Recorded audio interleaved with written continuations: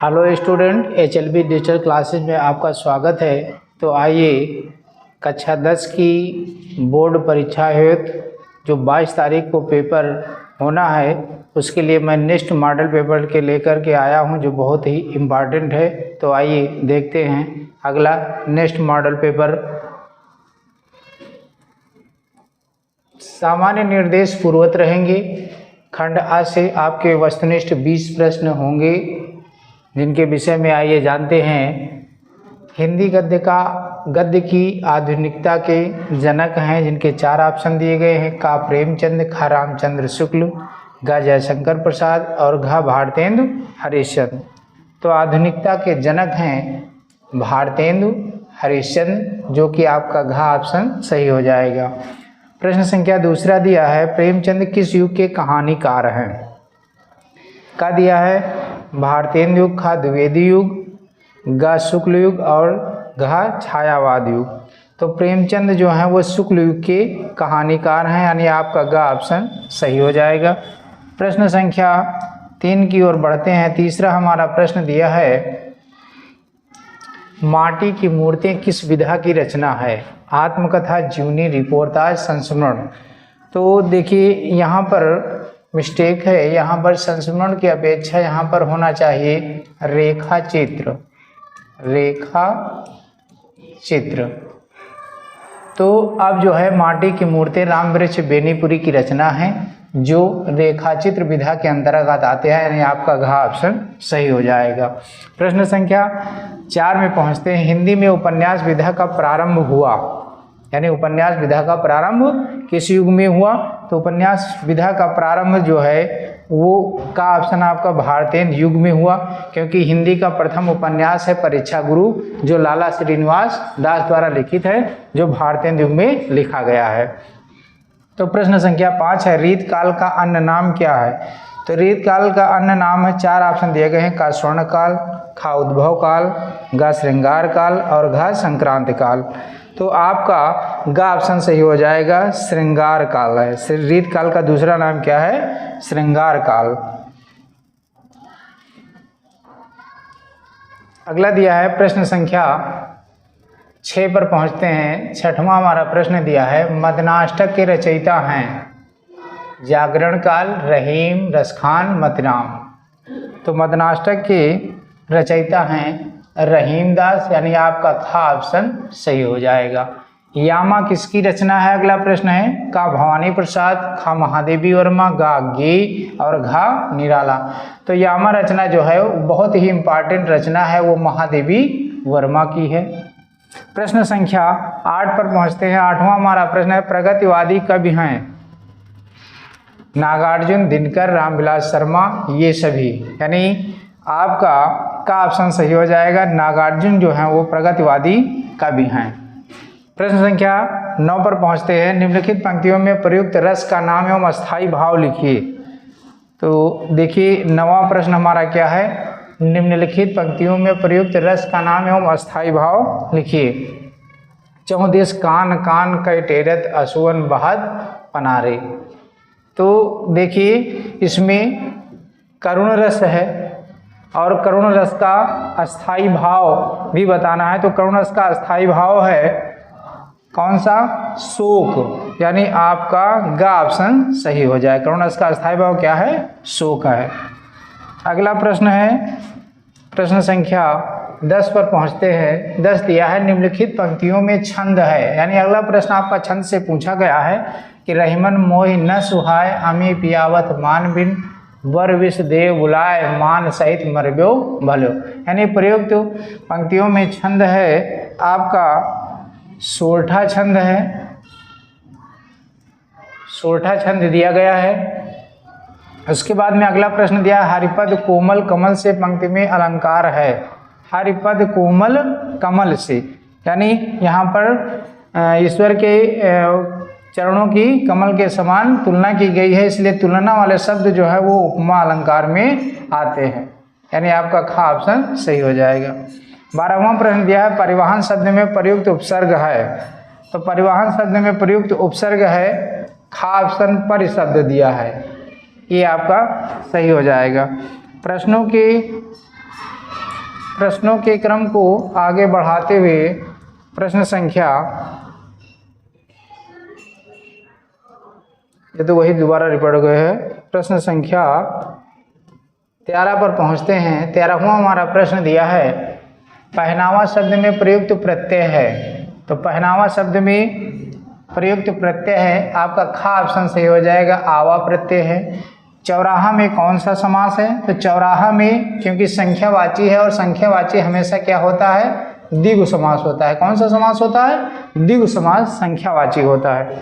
उसके बाद में क्वेश्चन नंबर 15 दिया है, करपट शब्द का तद्भव है, यानी करपट शब्द जो है वो तत्सम है, इसका तद्भव तुम्हें बताना है।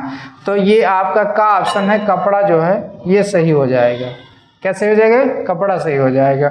उसके बाद में प्रश्न संख्या 16 है, आंख का पर्यायवाची शब्द नहीं है। तो देखिए यहाँ पे आंख का पर्यायवाची शब्द दिया गया है, इसमें आंख के पर्यायवाची शब्द नहीं शब्द हटा दीजिए, आंख के पर्यायवाची शब्द हैं और ये सभी हैं, ये सभी हैं, आंख के पर्यायवाची शब्द ये सभी हैं। प्रश्न संख्या 17 पर पहुंचते हैं। 17वां प्रश्न दिया है, अन्वय का सही संधि विच्छेद है। तो अन्वय का सही संधि विच्छेद है, आपका का ऑप्शन सही होगा है, अनुधन आए, क्योंकि उ प्लस आ बराबर वा हो जाता है, अन्वय हो जाता है। इस तरीके से एक का ऑप्शन सही हो जाएगा। अगला प्रश्न दिया 18, नद्यो शब्द रूप नदी का है, सप्तमी विभक्ति किसका है? द्विवचन का है। कौन सा है? सप्तमी विभक्ति द्विवचन का है। उसके बाद में अगला प्रश्न है, प्रश्न संख्या 19 पर पहुंचते हैं। हसत शब्द रूप हंस धातु का है, लट लकार प्रथम पुरुष एक वचन का है। तो देखिए कौन सा सही हो जाएगा?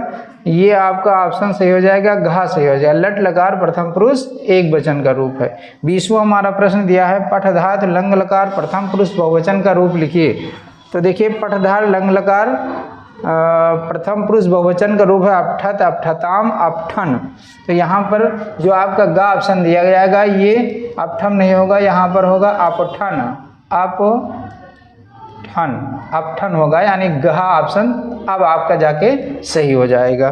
तो इस तरीके से एक एक नंबर के वस्तुनिष्ठ जो प्रश्न दिए हैं उनके अनुसार आप इनको देख लीजिए, और बहुत ही मोस्ट इम्पॉर्टेंट है वीडियो, जो कि कल के बाद आपको परसों की परीक्षा में देखने को मिलेगा तुरंत तत्काल। तो आइए अगला प्रश्न खंड बा से पहुंचते हैं। बा वाला खंड हमारा दिया है मित्र केवल उसे नहीं कहते जिसके गुणों की तो हम प्रशंसा करें पर जिससे हम स्नेह ना करें, जिससे अपने छोटे मोटे काम तो हम निकालते जाएं पर भीतर ही भीतर घृणा करते रहें। मित्र सच्चे पथ प्रदर्शक के समान होना चाहिए जिस पर हम पूरा विश्वास कर सकें।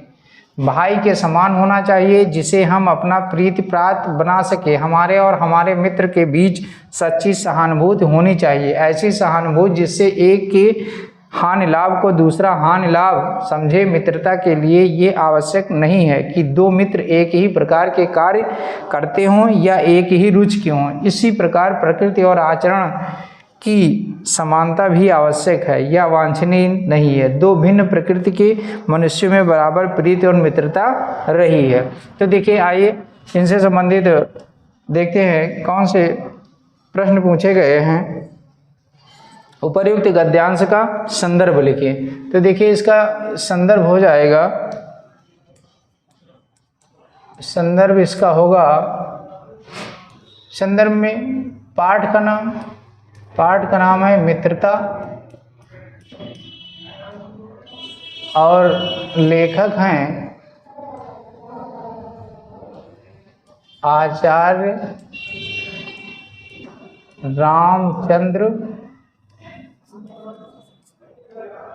शुक्ल, आचार्य रामचंद्र शुक्ल दिए हैं लेखक।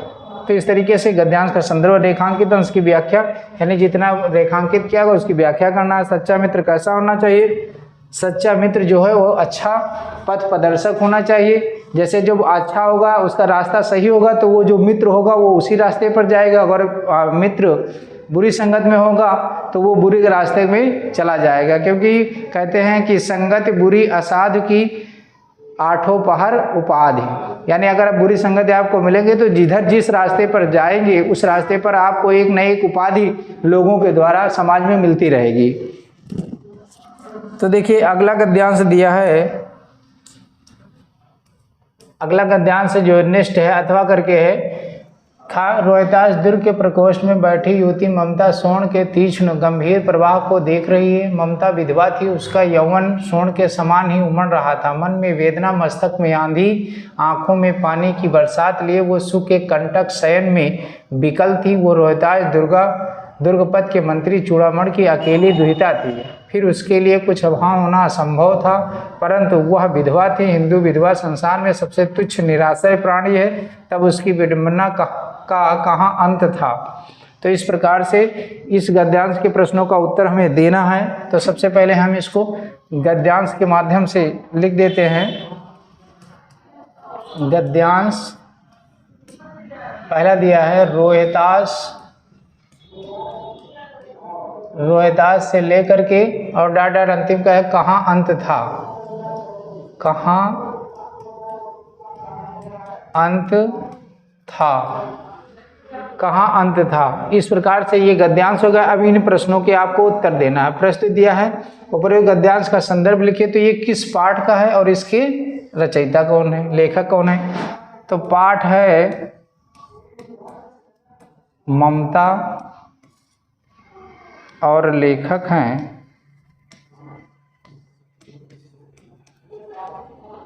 जयशंकर प्रसाद। इस प्रकार से लेखक हो गए। संदर्भ का रेखांकित अंश की व्याख्या, जितना रेखांकित किया गया उसकी व्याख्या करना है। ममता कौन थी, वह क्या देख रही थी।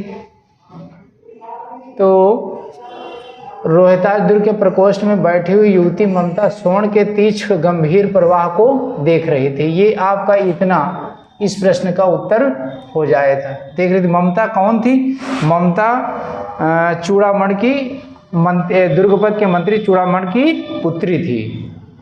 ये उसी में से है। दुर्गा मंत्री के चूड़ामण की अकेली दुहिता थी। दुहिता माने क्या होता है, पुत्री। दुहिता माने पुत्री थी। तो इस प्रकार से ये तीनों आपके प्रश्नों का उत्तर मिल गया। अगला पार्ट आता है पद्यांश का दिया है, निम्नलिखित पद्यांशों पर आधारित प्रश्नों के उत्तर दीजिए। और कौन देश को वासी, मधुकर कह समझाए सौ दे बूझत साँच न हासी। कौ है जनक, कौन है जननी, कौन नारी को दासी। कैसो वरन वेश है, कैसो किह रसमय अभिलाषी। पावे गए पुन कियो आपनो, जो करोगे गासी। सुनत मौन होए रहो बावरे, सूर सबय मति नासी। तो देखिए ये सबसे पहले जानिए कि किस पाठ का है, किस पाठ का दिया गया है। पाठ है पद शीर्षक से दिया गया है और जिसके रचयिता हैं, जिसके रचयिता सूरदास हैं, सूरदास जी हैं। तो पाठ का नाम और शीर्षक और रचयिता का नाम हो गया। तो आइए इन प्रश्नों के उत्तर हम देखते हैं। और अगर इस गद्यांश का हमें लिखना है तो सबसे पहले इसको हम पद्यांश के रूप में दर्शा देते हैं कि किस पद्यांश के प्रश्न का उत्तर हम दे रहे हैं। तो पहला दिया है शब्द, पहला शब्द लिख देते हैं, उसके बाद डॉट डॉट करके अंतिम शब्द दिया है नासी शब्द दिया है। इससे ये पता चल गया कि आप किस पद्यांश की व्याख्याओं के प्रश्नों के उत्तर देने जा रहे हैं। तो देखिए पहला प्रश्न दिया है निर्गुण कौन देश को वासी। इस पंक्ति का आशय क्या है। निर्गुण का तात्पर्य है निराकार पारब्रह्म ईश्वर की उपासना के लिए उद्धव जब गोपिकाओं को समझाने के लिए आए थे तो इस प्रकार से उन्होंने कहा था कि आप किसकी साधना के बारे में आप मुझसे कह रहे हैं। निर्गुण निराकार जिस ईश्वर की उपासना के लिए कह रहे हैं वो मुझसे नहीं होगा। दूसरा दिया है निर्गुण देशवासी शब्दों के तत्सम रूप लिखिए। तो देखिए निर्गुण का निर्गुण तद्भव और इधर तत्सम। तो निर्गुण का हो जाएगा निर्गुण, तत्सम क्या हो जाएगा, निर्गुण का निर्गुण। और देश का देश हो जाएगा। फिर अगला दिया है वासी शब्द दिया है, वासी का वासी हो जाएगा। तो इस प्रकार से ये तद्भव के तत्सम हो गए। फिर अगला दिया है मधुकर शब्द के पर्यायवाची लिखिए। तो मधुकर शब्द के पर्यायवाची हैं भंवरा, भ्रमर, भंवरा, भ्रमर दिया है। और आगे है भृंग है, क्या है, भृंग। अगला दिया है मधुप। तो ये मधुकर के पर्यायवाची हो गए। तो इस प्रकार से इन तीनों प्रश्नों के उत्तर आपको मिल गए। अगला अथवा के माध्यम से दिया गया है। अथवा के माध्यम से गद्यांश है। तो किस गद्यांश के प्रश्नों का उत्तर देने हैं, पद्यांश के। तो आइए लिख देते हैं पद्यांश के प्रश्नों का उत्तर। पद्यांश वही बात जो ऊपर बताई गई है, उदित और डाट डाट करके क्या दिया गया है, गोसाई, गोसाई। कहते हैं उदित उदय गिर मंच पर रघुबर बाल पतंग विशेष संत सर्वोच्च भर से लोचन भेन निर्भय के आशा ने नासी वचन नखत अवलीन प्रकाशी माने महिप कुमुद सुखाने कपटी भूप उलूक लुकाने भय विशोक कोक मुनि देवा बरसय सुमन जनावय सेवा गुरुपद बंद सहित अनुरागा राम मुनि सन आयस मांगा सहजय चले सकल जग स्वामी मत मंजु बर कुंजर गामी चलत राम सबपुर नर नारी पुलक पूरी तन भये सुखारी बंद पितर सुर सुकृत सम्हारे जव कछ पुण्य प्रभाव हमारे तव शिव धन मृणाल की नाई तोरह राम गणेश गोसाई। तो इसके शीर्षक क्या है, इसका शीर्षक है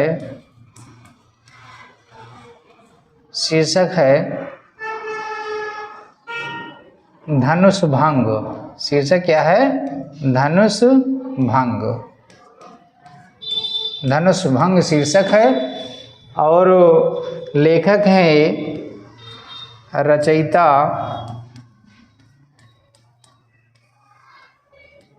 तुलसीदास। क्या कौन है, तुलसीदास। तो ये आपका शीर्षक और रचयिता पता हो गया। आपका दिया है उक्त पद में किसका वर्णन किया गया है। तो देखिए उक्त पद में धनुष भंग का वर्णन किया गया है, यानी किस प्रकार से समस्त राजा आए और शिव को धनुष को तोड़ने की बात तो दूर उठाने में भी समर्थ नहीं हुए, यहाँ तक कि हिला तक नहीं सके। और राम के आने के बाद जितने भी राजा थे वह सब किस भांति छिप रहे थे, उल्लू की भांति छिप रहे थे कि अपनी यानी ये कह लीजिए कि इतनी निराशा हो गई कि वो अपना शक्ल यानी दिखाने के लिए आतुर नहीं थे, छिपा रहे थे अपने आप मुंह को। अगला दिया है, फिर दिया है रघुबर बाल पतंग। कौन सा अलंकार है, रघुबर बाल पतंग में उदित उदय गिर मंच पर रघुबर बाल पतंग में ऊपर रूपक अलंकार है, रूपक अलंकार। उदित उदय गिर मंच पर रघुबर बाल पतंग विक्षेषंत सरोज सब हर्षे लोचन भृंग। तो ये हो गया। फिर दिया है आशा नखत वचन शब्दों के तत्सम रूप लिखिए। तो देखिए तत्सम रूप क्या है, तद्भव दिया है, तद्भव शब्द और तत्सम। तद्भव दिया है आशा, तत्सम हो जाएगा आशा। दूसरा है नखत, इसका हो जाएगा नक्षत्र, नक्षत्र हो जाएगा। फिर अगला दिया है वचन, वचन का वचन हो जाएगा। इस प्रकार से ये तद्भव हो गए और ये तत्सम हो गए, आशा नखत और वचन। इस प्रकार से इन तीनों प्रश्नों के उत्तर हो गए। तो आइए प्रश्न के क्रम को आगे बढ़ाते हैं। प्रश्न संख्या 3 पर पहुंचते हैं। निम्नलिखित संस्कृत पद्यांशों में से किसी गद्यांशों में से किसी एक का संदर्भ सहित हिंदी अनुवाद अपने शब्दों में करना है। तो देखिए इसके पाठ का नाम क्या है? पाठ का नाम है भारतीय संस्कृति। भारतीय संस्कृति, ये पाठ का नाम दिया है। ऐसा नगरी भारतीय संस्कृति संस्कृत भाषा केंद्र स्थलम अस्ति इत एव संस्कृत वाङ्मय संस्कृति आलोक सर्वत्र प्रसिद्ध। मुगल युवराज दाराशिको अत्रागत भारतीय दर्शन शास्त्राण अध्ययनम अकरोत् तेषां ज्ञानानि च भरवत प्रभावित अवयत तेन उपनिषदाम अनुवाद पारसी भाषा में करवाया। तो इस प्रकार से अगला दिया है, अनुवाद इसका हो गया। अगला दिया है अथवा करके है यदा चंद्रशेखरा कारागात मुक्त बहि आगच्छत तदेव सर्वे जनाता पड़ता वेष्टयंत बहवा बालका तस् पादेव पतंत तम मालाभ अभिनंदन किमत क्रियते भवतव्य वयम सर्वे भारत माता अनन भक्ता तस्य शत्रुणाम कृते मदि इमे रक्त बिंदुआ अग्नि स्फुलिंगा भविष्यन्ति। तो इस प्रकार से ये पाठ का है इसका देशभक्त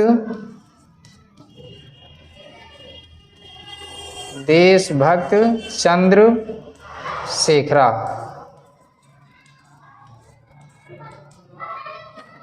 तो आइए इस पाठ को आगे बढ़ाते हैं।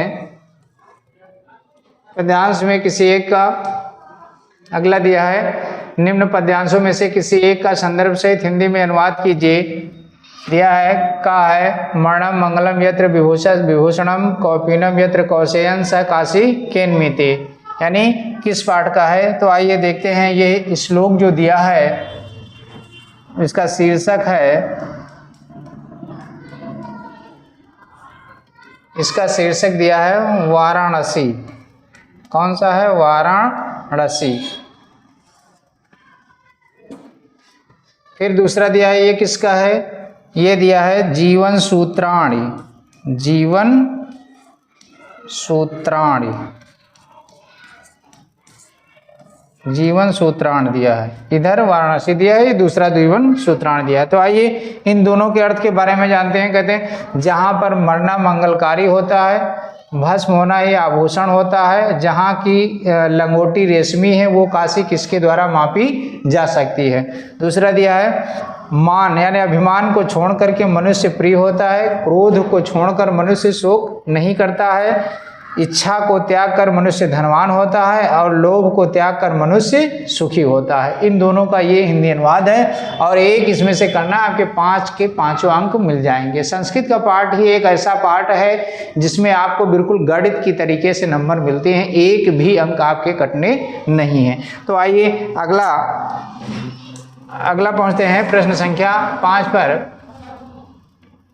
अपने पठित खंडकाव्य के आधार पर निम्नलिखित प्रश्नों में से किसी एक का उत्तर दीजिए। मुक्तिदूत, तो देखिए आप बाराबंकी जिले में और इसके अलावा 5-6 जिले हैं जिनमें ये मुक्तिदूत चलती है, जिनका खा ऑप्शन दिया है। मुक्तिदूत खंडकाव्य के आधार पर नायक गांधी जी का चरित्रण करना है। दूसरा प्रश्न है मुक्तिदूत खंडकाव्य के द्वितीय सर्ग का सारांश अपने शब्दों में लिखना है।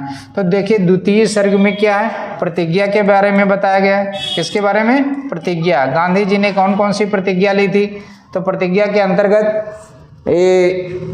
मातृभूमि को स्वतंत्र कराने की प्रतिज्ञा ली थी और छुआछूत की भावना को दूर करने के लिए। तो इससे संबंधित, क्योंकि मैं पंक्ति है कि मैं घृणा द्वेष की ये आंधी ना चलने दूंगा, ना चलाऊंगा, या तो मैं खुद मर जाऊंगा या इसको मार भगाऊंगा, ऐसा महात्मा गांधी जी ने कहा था।